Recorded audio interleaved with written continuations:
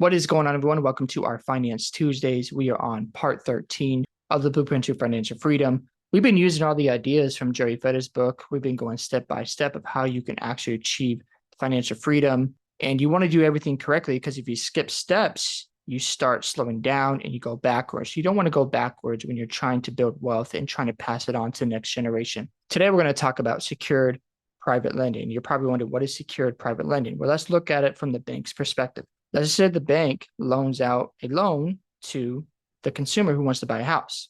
And obviously, the consumer is going to make a payment on a month-to-month basis for the next 30 years, assuming they stay in the house. And the bank is just going to collect the payment. They're not going to get involved with fixing the house. They're not going to manage the property. That's all done with other people. They're just here to make their money and keep it moving and go make other deals, right?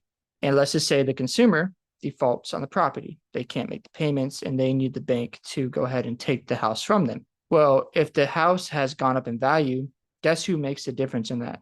The bank.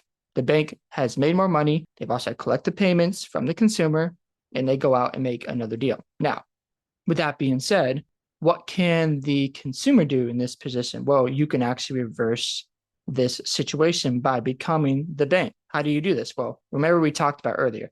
You have to have a whole life insurance dividend paying policy set up. So you want to make sure that's set up appropriately.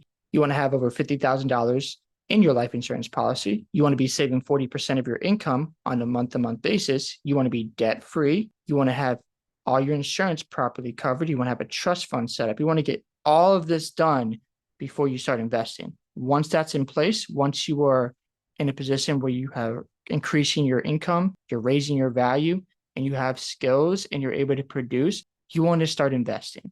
And here's what happens in this scenario. Well, let's just say you get your first deal and the value of that deal is 8 to 12%.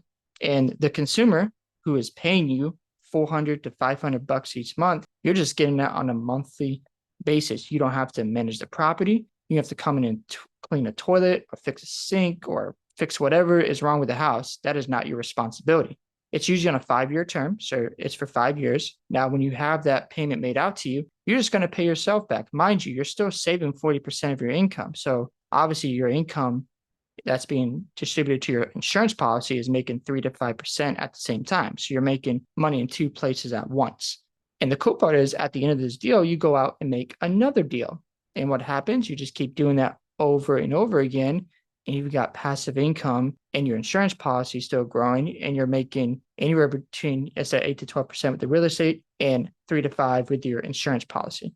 And then when you're paying yourself back, you're using that money for the next deal. That's the beautiful part about this scenario. And again, secured private lending is a passive way of making money without having to get directly involved in the process. You're just there making money, collecting a payment, and not involved with the property. You're saving yourself time, and you can go focus on other ways to make more income, increase your savings, and go out and make another deal and be able to live passively off those different deals and income opportunities. Hope you guys enjoyed this video. If you have any questions, make sure you leave a question in the comment section. Make sure you also comment, like, and subscribe.